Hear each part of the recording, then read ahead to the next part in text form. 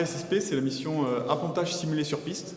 Le but est d'entraîner les jeunes pilotes de Rafale Marine à effectuer les circuits d'appontage de jour et de nuit qu'ils réaliseront ensuite à bord du porte-avions Charles de Gaulle. Et là maintenant, on va parler moyens humains et moyens matériels. Vous avez engagé combien de marins et combien de matériel ici sur cette opération bien spécifique? Et donc on a engagé 9 Rafales Marines sur cette opération pendant 2 semaines sur la base d'Istres et de l'ordre de 130 marins qui sont venus pour accompagner l'ensemble de ce détachement. Donc ouais, la SSP, c'est pour les pilotes vraiment répéter cette phase finale et qu'elle devienne tellement automatique et également qu'on développe dans les séances là la bonne obéissance à l'aide que l'OA va fournir. L'OA il est là à bord pour assurer la sécurité de la manœuvre, s'assurer que les paramètres du bateau sont en phase avec la capacité à récupérer des avions.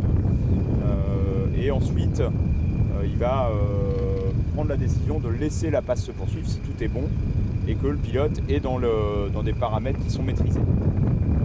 Évidemment, pour arriver à ça, il y a tout ce travail de dressage un peu, où on va s'apprivoiser, pour prendre un terme qui est cher à l'armée de l'air, en tout cas un ancien pilote de l'armée de l'air qui le disait dans un livre.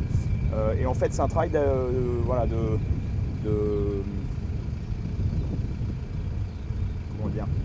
il faut qu'on arrive à se connecter un peu d'une certaine manière.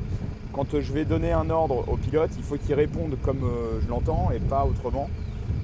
Et ça, typiquement, si je lui dis moteur et qu'il me met trop de moteur, ça va pas marcher, on va pas réussir à le ramener à bord. Et à un moment, il y aura plus de pétrole et c'est pareil, ça ne fonctionne pas. Et s'il n'en met pas assez, ça risque de compromettre la sécurité et donc il risque de se prendre l'arrondi du bateau, c'est-à-dire l'arrière du bateau. Donc voilà, on répète tout ça et puis quand le pilote va arriver sur le bateau, c'est un peu anxiogène, il va retrouver une espèce de plateforme qui est au milieu de la flotte, qui est toute petite et dans son avion il va trouver ça tout petit. Et donc le fait d'un peu couper le cerveau et de rentrer dans des automatismes qu'on a développés dans la SSP, dans la répétition, eh bien ça va le rassurer. On est passé par là, je suis passé par là avant et tous les autres sont passés par là et tous les pilotes d'avions à crosse dans la marine sont passés par ça. Voilà, donc le but c'est bien de répéter tout ça et finalement le pilote il va être accaparé par tout le reste des procédures, le départ du bateau, etc. qui va peut-être un peu avoir moins travaillé mais qui va lui demander moins de dextérité également. Donc on travaille la rigueur, on travaille un peu la dextérité évidemment, parce que c'est très fin ce qu'on va demander en action de pilotage pour pouvoir venir sur une zone vraiment très précise, bien axée sur la bonne pente. C'est-à-dire que c'est pas juste de toucher au bon endroit sur la piste et d'attraper un brin, c'est d'arriver sur une pente qui est maîtrisée et qui va dépendre un peu des paramètres de vent sur le pont. Plus j'ai de vent, plus je peux ramasser sur une pente forte. Et moins j'ai de vent, plus je suis obligé de diminuer cette pente et donc moins j'ai de marge par rapport à l'arrondi du bateau pour éventuellement absorber des mouvements de tangage du porte-avions. Donc si l'avion est sur une pente stabilisée un peu basse et que le bateau monte à ce moment-là, que l'arrière du bateau monte, ça va faire boum quoi. Donc, voilà. Le pilote dans son avion lui va pas se rendre compte de ça, il vole un signal qui est projeté sur le miroir là-bas, donc en fait il peut déterminer sur la pente sur laquelle il est. S'il a une petite boule jaune qui est alignée avec la ligne verte, c'est qu'il est sur la pente parfaite. Si elle est légèrement au-dessus, il est sur une pente un peu plus forte. S'il ne voit plus du tout de boule et qu'il est tout au-dessus, c'est qu'il est sur une pente beaucoup trop forte. S'il est sur une pente trop basse, il verra un signal rouge. Et là c'est pareil, c'est trop dangereux, ça va taper à l'arrière. Donc, voilà.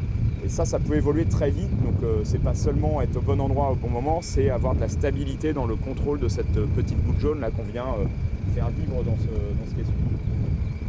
Et donc l'axe, je vous disais, la piste du bateau elle est ouverte de 8 degrés par rapport au bateau. Donc si ça c'est le bateau et ça c'est la piste, elle est comme ça. Et donc le bateau se déplace toujours face au vent, plus ou moins, dans un cône assez faible. On ne peut pas se permettre de mettre du vent de travers sur la piste parce que sinon quand l'avion va attraper le brin, il risque de partir sur le côté, plus ça génère des difficultés de pilotage pour bien se maintenir l'axe stable pendant l'approche. Et puis il y a des phénomènes aérologiques qui, en fonction de la provenance du vent, viennent heurter la tour du bateau plus la coque du bateau, viennent rebondir sur la surface de la mer et génèrent des turbulences assez difficiles à maîtriser pour le pilote de manière stable dans la finale.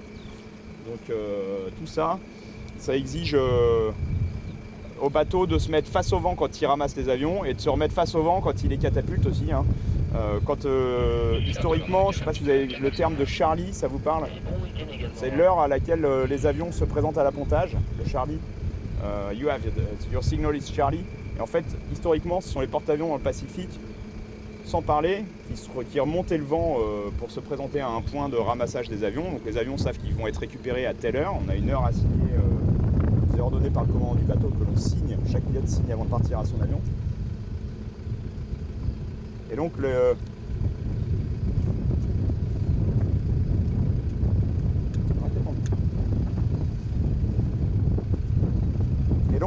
l'avion, le bateau, lui, se retourne et fait un grand C le temps de faire un 180 dans l'eau, et donc ça dessine un grand C avec son sillage, et donc c'est de là que vient l'appellation Charlie.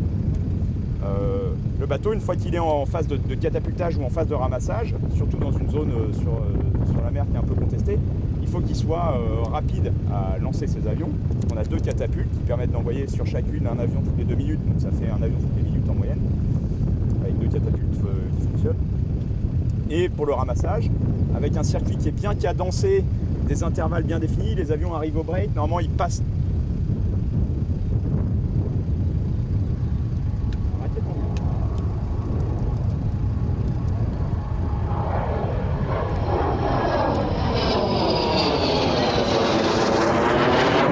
Normalement, les avions passent travers la piste du bateau.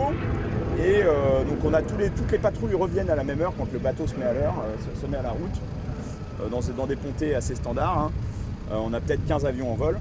Et donc les avions arrivent par patrouille à 1000, 2000, 3000, 4000 pieds. Puis d'un coup, le bateau est à la route. Et là, les avions alimentent le circuit d'appontage à 600 pieds. Donc là, pour les gens qui étaient à 1000 pieds descendent et commencent à voler ce circuit d'appontage qui est maîtrisé.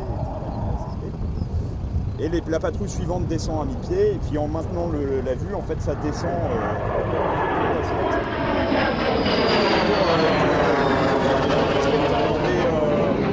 Des intervalles, donc des breaks à 25 secondes les uns des autres et des paramètres bien précis de circuit, tout le monde a le même circuit, la même trajectoire sol alors qu'elle se déplace, hein, et on a un avion sur le pont toutes les minutes. Et là, ça veut dire que l'avion pose sur le pont, le pilote, tout de suite, il y a un chien jaune qui vient devant, donc ce sont les personnels à bord qui ont un maillot jaune et que les pilotes doivent suivre sur le pont, qui sont en charge du roulage des avions et de tout ce qui circule sur l'air du bateau. Donc ils font rouler, il faut remonter la crosse d'abord. Là il y a des IA, donc des gens qui gèrent toutes les installations aéronautiques. Et donc les brins d'arrêt en font partie et ils gèrent aussi les catapultes d'un point de vue technique.